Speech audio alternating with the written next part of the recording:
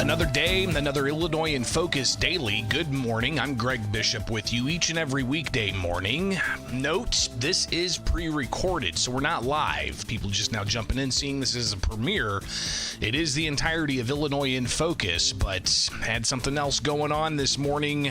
Wanted to still get you what you need to know from the past day. You can go to thecentersquare.com, see the latest headlines for Illinois and also for the rest of the country. Encourage you to get the headlines in your inbox each and every weekday morning. Just go to the Center Square, Illinois, and you'll be able to sign up for the newsletter. Some of the headlines, you've got the ongoing back and forth between President Donald Trump and Governor J.B. Pritzker.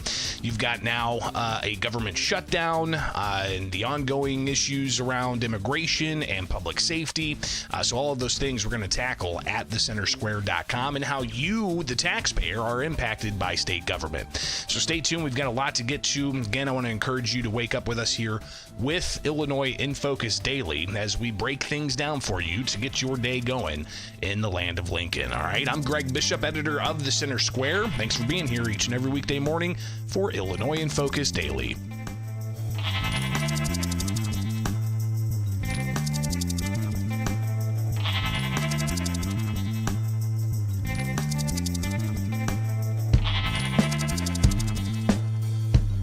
Partial federal government shutdown, the focus of a lot of people out there, especially with the potential of furloughs, people being let go from working for the federal government, to even some subsidy programs like women, infant, and children.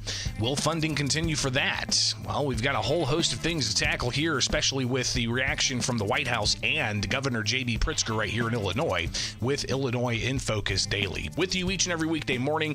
Get the headlines in your inbox at thecentersquare.com.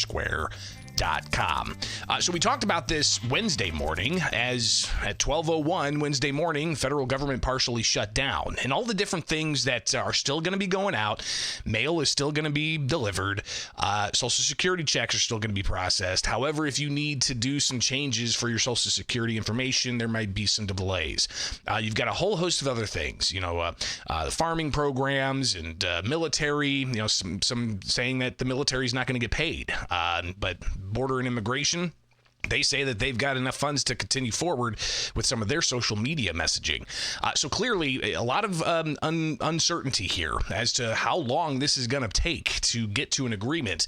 But why did we get to this situation? The White House held a press briefing yesterday, and Vice President J.D. Vance jumped up at the podium and talked about why he thinks the federal government barreled towards a shutdown, with Democrats being strong-headed. What they have done instead is to shut down the government because we won't give billions of dollars to healthcare funding for illegal aliens. That is what has actually happened. To the American people who are watching, the reason your government is shut down at this very minute is because, despite the fact that the overwhelming majority of congressional Republicans and even a few moderate Democrats supported opening the government, the Chuck Schumer AOC wing of the Democratic Party shut down the government because they said to us, we will open the government, but only if you give billions of dollars of funding for health care for illegal aliens. That's a ridiculous proposition. So he says that it's the fact that Democrats wanted non-citizens to get health care coverage.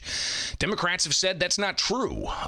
But in Illinois, we do have programs in place that give health care subsidies to non-citizen migrants. We had a program for adults, the HBIA, the Health Benefits for Immigrant Adults. That was in place, cost hundreds of millions of dollars of your tax dollars here in Illinois, going to pay for non-citizens to get health care benefits. We also had the HBIA, the HBIS, which is the Health Benefits for Immigrant Seniors.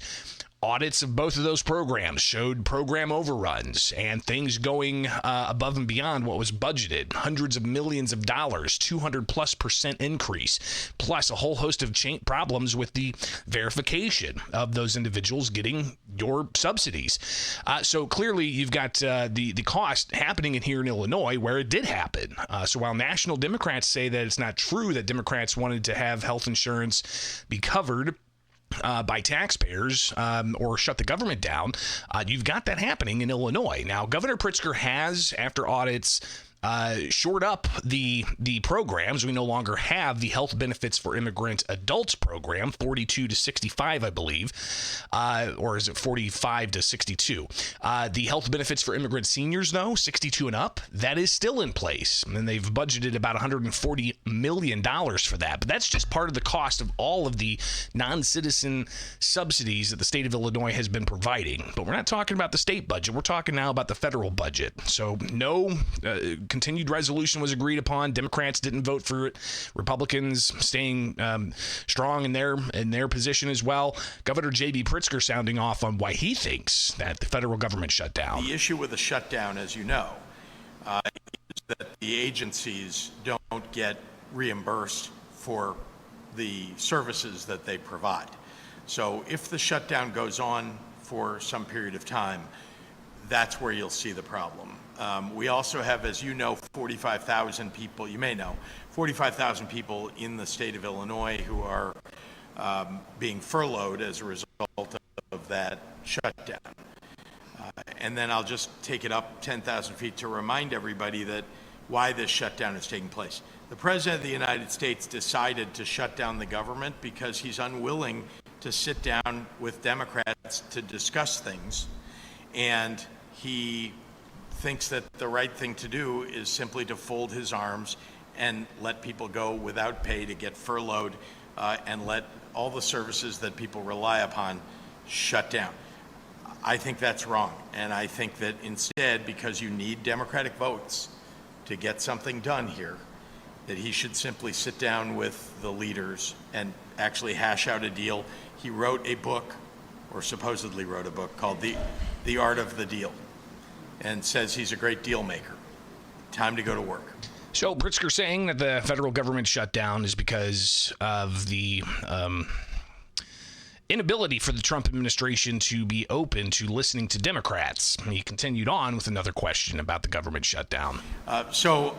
Unfortunately, the president is likely to keep the militarization going. He can do that. Because there are emergency personnel and military personnel that he can keep on the job. He is likely to do that, while people who deserve to get their Social Security checks and Medicaid and SNAP, and we can go on, while they go without. And instead, the militarization will go on, while innocent and vulnerable people will suffer. Now, something like SNAP has funding in it for a certain amount of time. And you've got the push from Democrats saying, well, health insurance is going to increase, and the White House pushing back saying that's not going to happen until the next quarter or the next year begins. So all of these things, you got a lot of rhetoric coming into the issue of a government shutdown, and it's going to impact the economy. There's no question. You're going to have federal employees lose their job. It's going to cause uncertainty in the markets. And Vice President J.D. Vance, again, reacting to the government shutdown, saying that it's because Democrats wanted health care coverage, your tax dollars, to cover illegal immigrants' health care coverage. I think a lot of Americans are asking themselves, why did this happen? Why did the Democrats shut down the government despite, as Caroline said, voting on the exact same piece of legislation 6 months ago? And there are a lot of different spins that we can put on it, a lot of different answers that we could give, all of them true. One answer I already gave is that they want to give health care benefits to illegal aliens. That is true. They gave us legislative text that would have undone us cutting off health care benefits for illegal aliens. That's one of the things that they asked for. But the reality here, and let's be honest about the politics, is that Chuck Schumer is terrified she's going to get a primary challenge from Alexandria Ocasio-Cortez. The reason why the American people's government is shut down is because Chuck Schumer is listening to the far-left radicals in his own party because he's terrified of a primary challenge. So I'd invite Chuck Schumer to join the moderate Democrats and 52 Senate Republicans, do the right thing, open up the people's government, and then let's fix healthcare policy for the American people. How's this going to play out? Will it last days? Will it last weeks? I mean, here in Illinois, we know what it's like to go without a state budget for about, 2.5 years?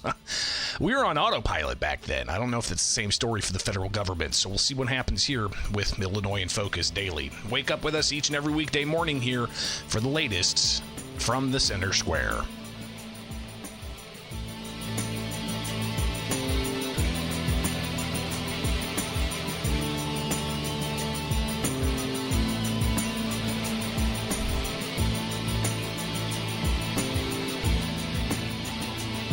Is the chaos around immigration enforcement in Chicago to blame for sanctuary policies? Let's start that segment again. How about we? Live to tape, gentlemen and ladies.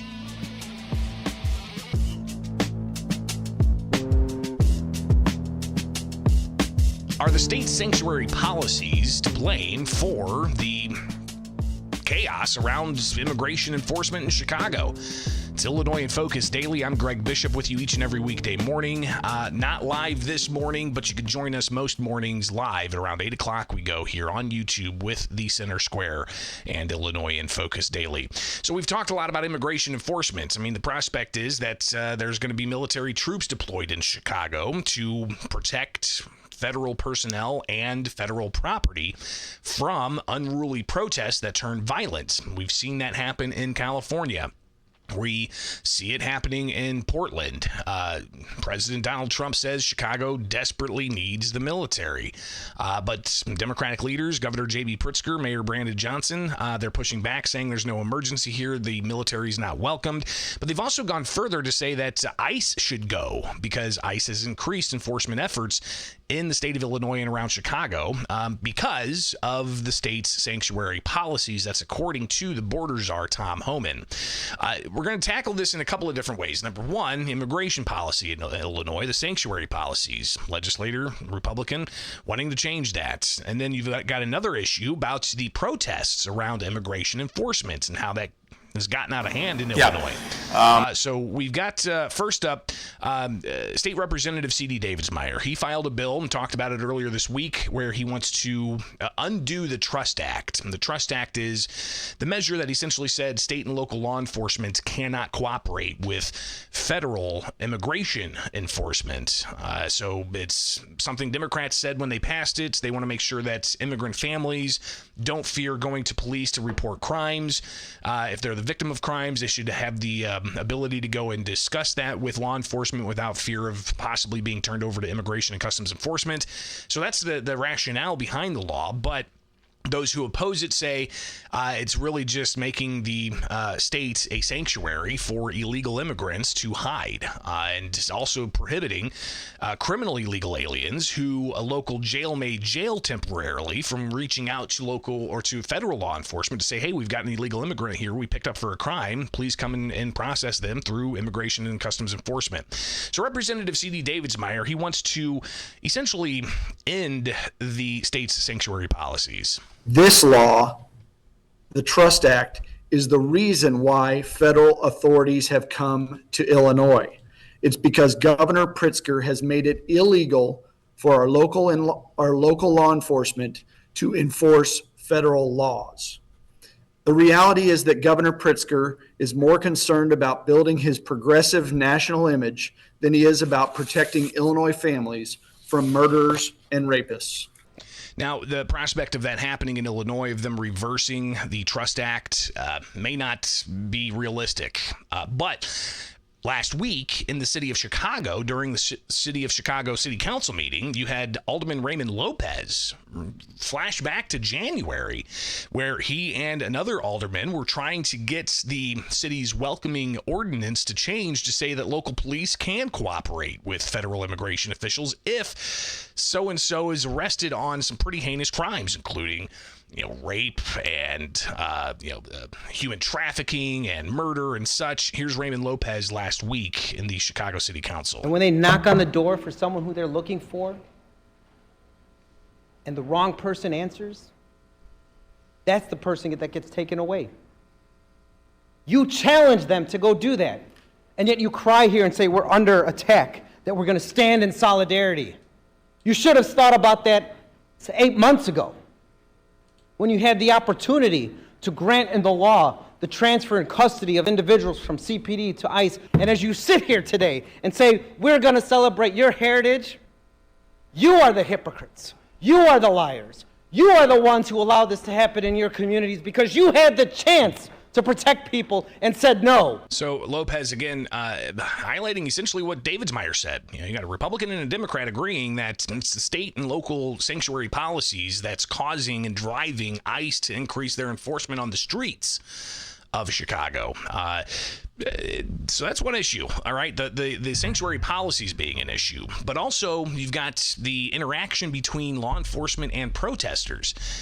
Something that President Donald Trump earlier this week in front of Quantico shared he has concerns with.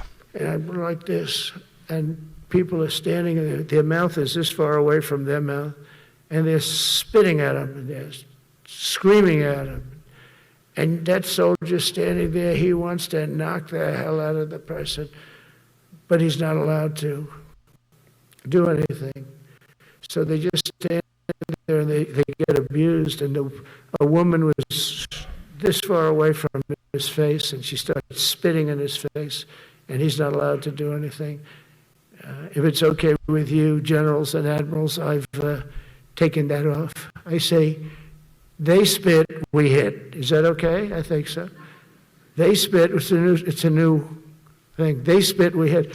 So the president recognizing that tenuous circumstances for federal law enforcement when there are protesters involved, but shouldn't local police help step up and get involved in that? We heard Chuck Grassley earlier this week during a Senate Judiciary Committee say that they're not getting any help from local police in Broadview. Just this month, the Department of Homeland Security reported that police under Governor Pritzker's sanctuary jurisdiction refused to answer multiple calls for assistance when violent rioters physically assaulted federal immigration officers. And if you look at the story we have at thecentersquare.com for Illinois, you'll see Illinois Republican proposes law putting distance between protesters and police. And in that story, you'll get detail about the communication between the federal authorities and the local community. You had the acting director of ICE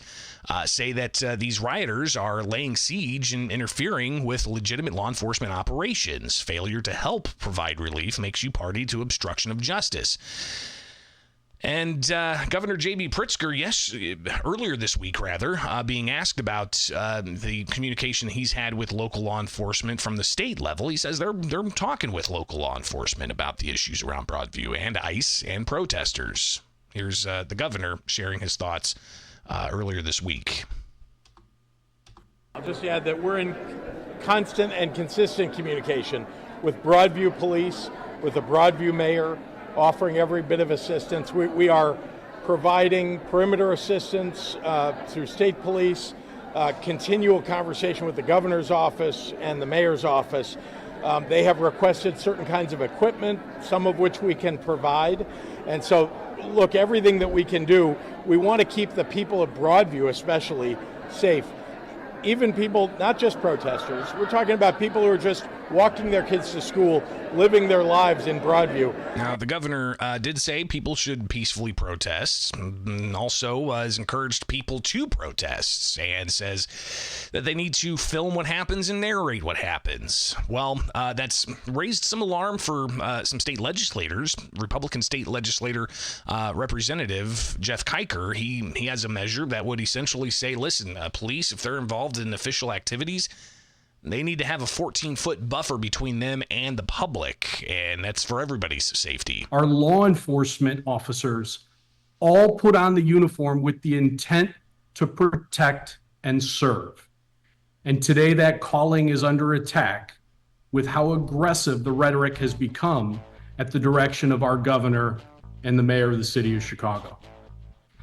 The legislation I've filed, House Bill 4142, seeks to tamp down tensions in these situations and to allow our law enforcement the space that they need to operate and protect both the bystanders and the officers themselves. Now, is Kiker's bill going to go anywhere in the Illinois General Assembly?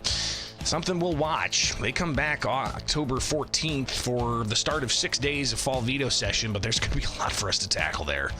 Who knows if they'll get to that bill or C.D. Davidsmeyer's bill to essentially do away with the sanctuary policies across the state.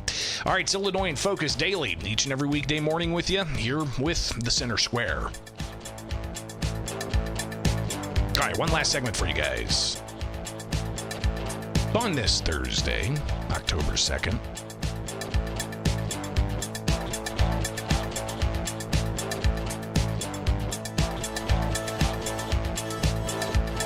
the agreed bill process, is it on its deathbed? Has it been blown up?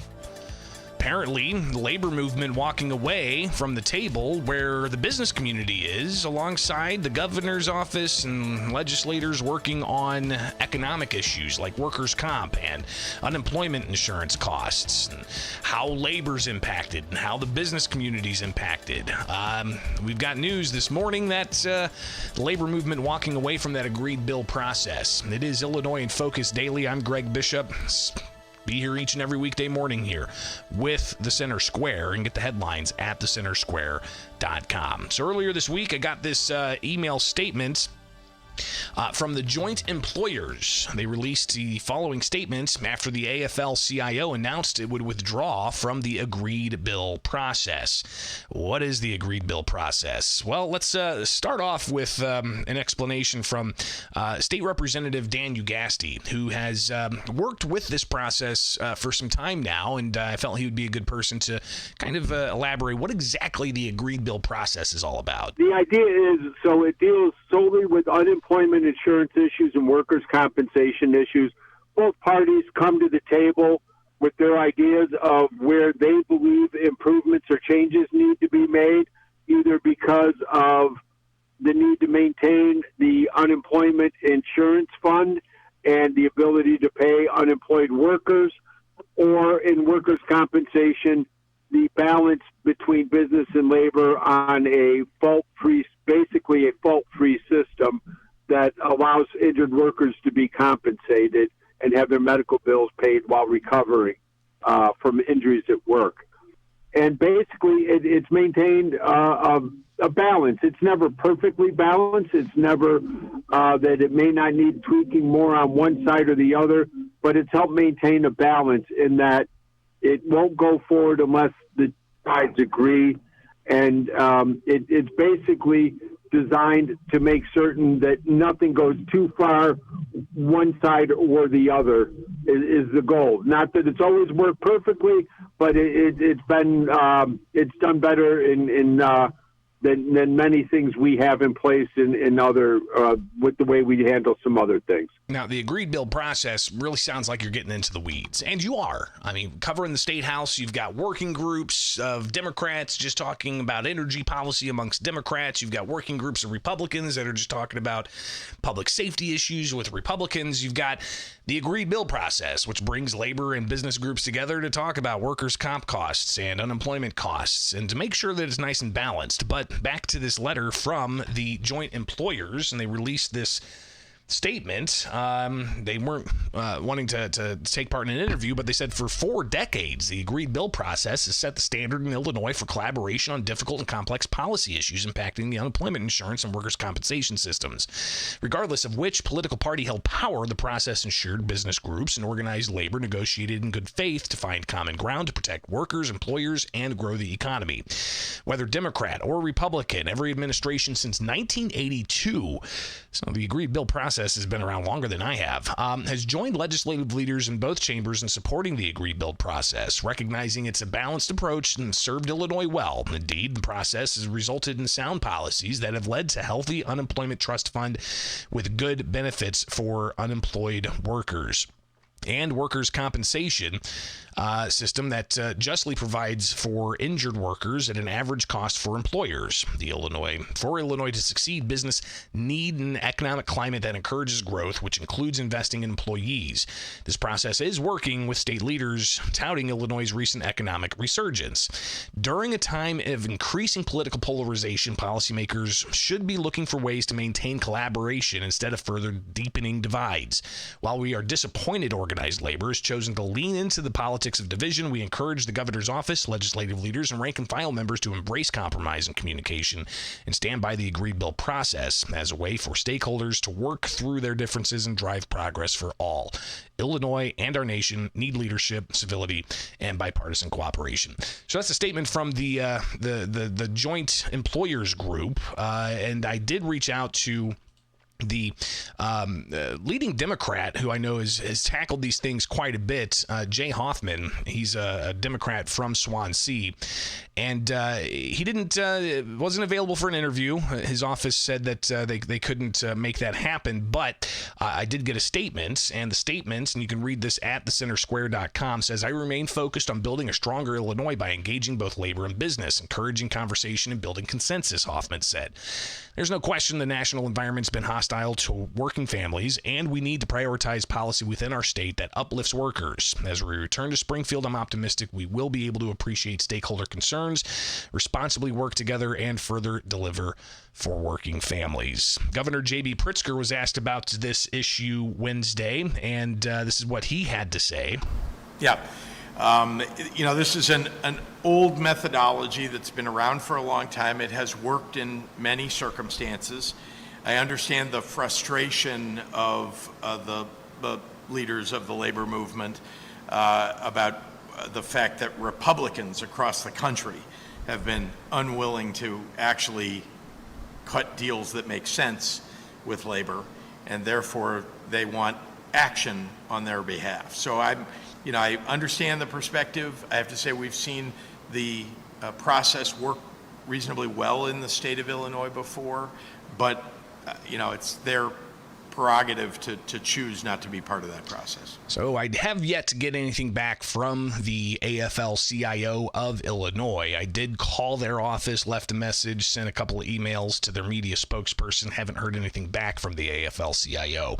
But Dan Ugasti, Republican state representative, he says this doesn't send a good message, and he's worried, but he does have some hope that cooler heads will prevail in the ongoing conversation about the state's business and environment.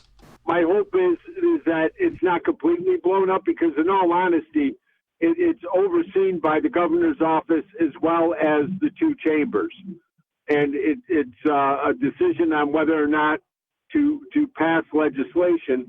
Now, of course, business and labor are the two vital components of it. The idea is they agree on something and we go forward and pass it that way. The fact that this is being done, as I've indicated to others have asked me, is I believe, a misguided policy.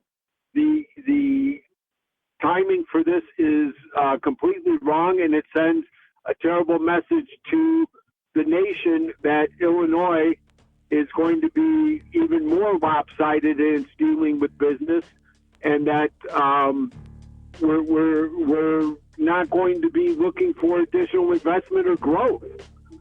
My hope is that people in the legislature and government are going to work to maintain as much balance in these areas as possible.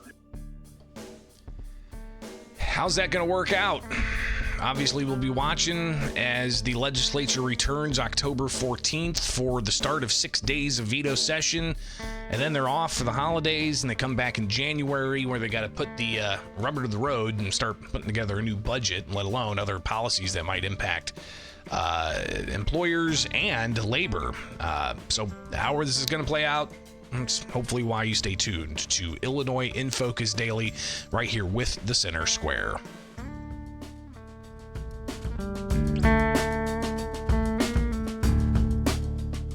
All right, guys, that's all I got for you on this Thursday. Again, not live to tape, but not live this morning. We'll be back live Friday morning, but hopefully this going right up, premiering at 8 o'clock, you guys are able to still take part in somewhat of a live chat with each other. But do appreciate all the thumbs up, sharing. Get the newsletter in your inbox. Donate to the Center Square at thecentersquare.com. We're a nonprofit newswire service and definitely could use your donations. So make that happen at thecentersquare.com. I'm Greg Bishop. Have yourself a great rest of your Thursday, and we'll see you back here tomorrow morning to wrap the week up with Illinois in Focus Daily.